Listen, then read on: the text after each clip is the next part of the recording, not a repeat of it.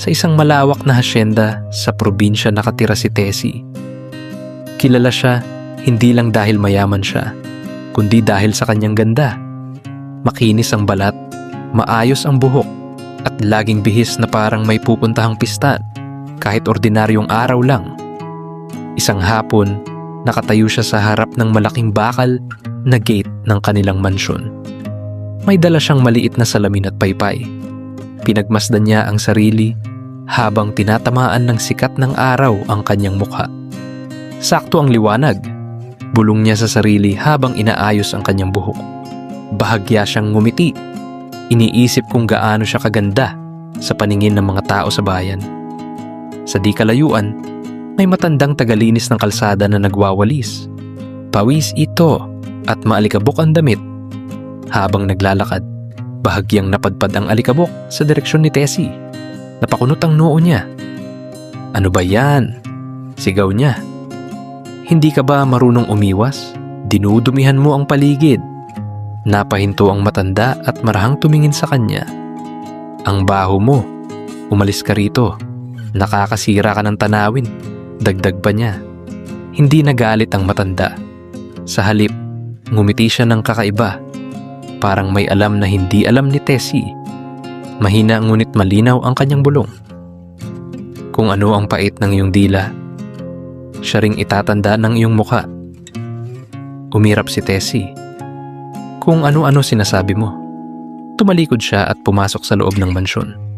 Ngunit sa kanyang noo, sa ilalim ng makinis na balat, may isang napakaliit na guhit na nagsimulang mabuo. Kinabukasan, maagang nagising si Tessie. Mainit ang panahon at hindi maganda ang kanyang pakiramdam. Pakiramdam niya ay may kakaiba, pero hindi niya malaman kung ano. Tinawag niya ang katulong. "Rosa, nasaan ang kape ko?" Sigaw niya mula sa kanyang silid. Dali-daling pumasok ang katulong na may dalang tasa. Pagkakuha ni Tessie, napasimangot siya. "Malamig ito. Ilang beses ko bang sasabihin na gusto ko'y bagong timpla?" Yumuko lang si Rosa. "Pasensya na po." Umupo si Tessie sa harap ng kanyang malaking salamin na may ukit na kahoy. Inayos niya ang buhok at pinagmasdan ang sarili. Bigla siyang napatigil. May isang manipis ngunit malinaw na guhit sa gitna ng kanyang noo. Lumapit siya sa salamin. "Ilaw lang ito," bulong niya. Hinaplos niya ang balat. Pero hindi iyon anino. Isa iyong kulubot. Hindi malaki. Ngunit halata. Kinabahan siya. Kumuha siya ng pulbos at ipinahid ng makapal. Hindi natakpan. Habang patuloy siyang nagrereklamo sa init ng kape at sa ingay ng mga naglilinis sa labas, tila may kumikirot sa gilid ng kanyang mata. Maya-maya, napansin niya may isa pang guhit sa ilalim ng kanyang mata. Napaatras siya. Naalala niya ang sinabi ng matanda. Saglit siyang natahimik, pero agad din siyang umirap. Walang koneksyon yun, sabi niya sa sarili. Hindi niya alam. Ito pa lamang ang simula. Dumating ang pinakahihintay na araw ni Tessie. Bibisita sa hasyenda si Don Miguel, isang gwapong binata mula sa karatig bayan na balitang may balak mag-invest sa kanilang lupain. Matagal na siyang may lihim na paghanga rito. Buong umaga ay abala si Tessie sa paghahanda. Pinili niya ang pinakamaputing damit. Pinakinis ang buhok. Inulit-ulit ang pagngiti sa harap ng salamin, ngunit naroon pa rin ang dalawang kulubot. Hindi ito halata, bulong niya. Hindi dapat ito halata. Huminga siya ng malalim. Kalma lang, mabait, mahinhin. Pagdating ni Don Miguel, ngumiti siya ng sobrang ayos. Medyo matigas ang kanyang pisngi sa pagpipigil. Habang nag-uusap sila sa hapag, may langaw na dumapo sa kanyang pagkain.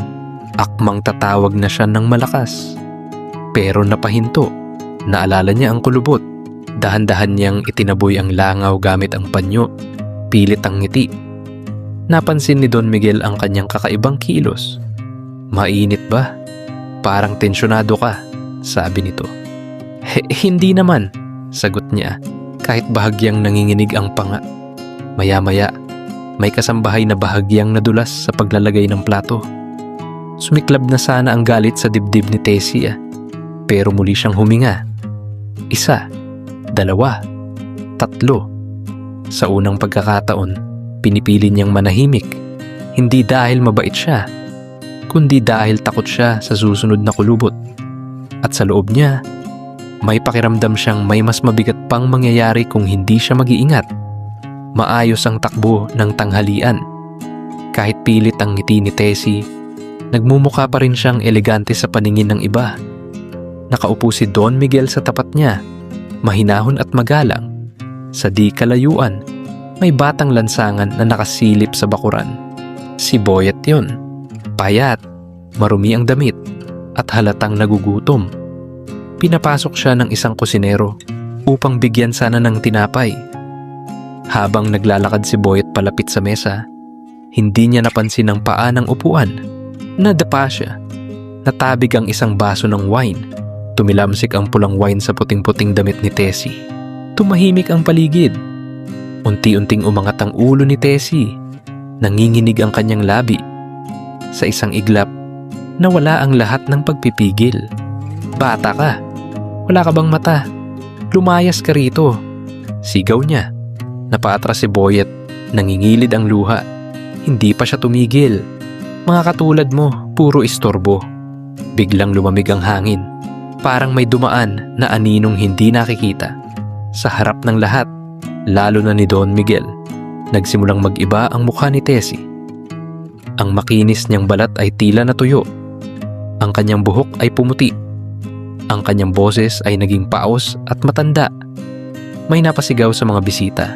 Napaatras si Don Miguel.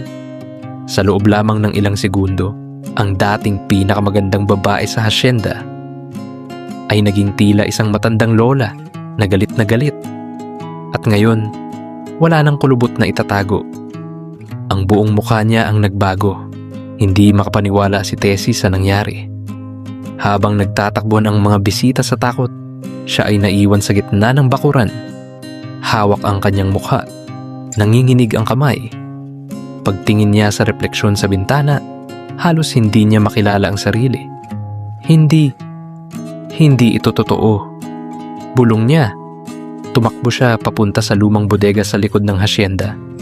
Doon siya sumandal sa pader at tuluyang napaupo sa sahig. Doon niya hinayaan ang sarili na umiyak. Hindi dahil sa damit na nadumihan. Hindi dahil sa umalis si Don Miguel. Kundi dahil sa unang pagkakataon, naramdaman niyang siya ang kinatatakutan. Maya-maya, may narinig siyang marahang yabag. Pag-angat niya ng ulo, nakita niya ang matandang tagalinis.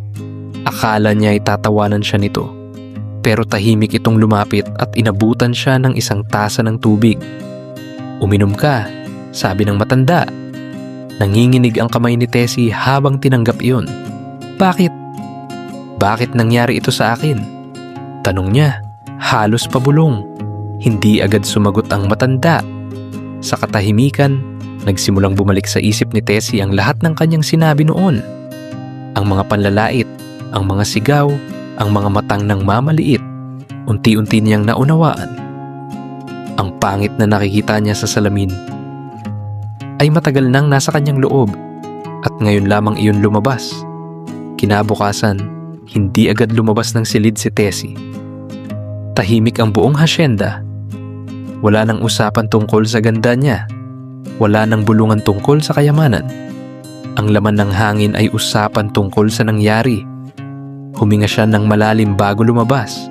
Ang buhok niya ay hindi na kasing puti kagabi, ngunit hindi rin bumalik sa dati. May ilang hibla pa ring pilak. Ang balat niya ay hindi na ganoon kakunat, pero may bakas ng karanasan. Hindi na siya ang dating perpekto. Sa unang pagkakataon, hindi niya iyon itinago. Lumapit siya kay Rosa. "Pasensya ka na kahapon." At sa mga nakaraan, sabi niya ng marahan. Nagulat ang katulong. "Ayos lang po." Hindi iyon malaking tagpo. Walang kulog, walang liwanag, pero may bahagyang gaan sa dibdib ni Tessie. Hinahanap niya si Boyet at inabutan ito ng pagkain. "Patawad," sabi niya. Diretso ang tingin. Sa bawat totoo at taimtim na, "Salamat at pasensya na." May unti-unting pagbabago sa kanyang mukha. Hindi biglaan, hindi parang sa lamangka. Dahan-dahan lamang. Isang hapon, may asong gala na umihi sa mamahaling paso sa hardin. Naramdaman niya ang dating init ng galit. Akmang sisigaw na sana siya. Pero napahinto. Hinawakan niya ang noo. Huminga ka ng malalim, Tessie. Ayaw mong maging pasas ulit. Napangiti siya. Hindi agad nawala ang lahat ng bakas ng sumpa. May mga araw na may manipis pa ring guhit sa gilid ng mata ni Tessie. May mga umagang may hibla pa ring pilak sa kanyang buhok. Ngunit hindi na siya natatakot kapag nakikita iyon sa salamin.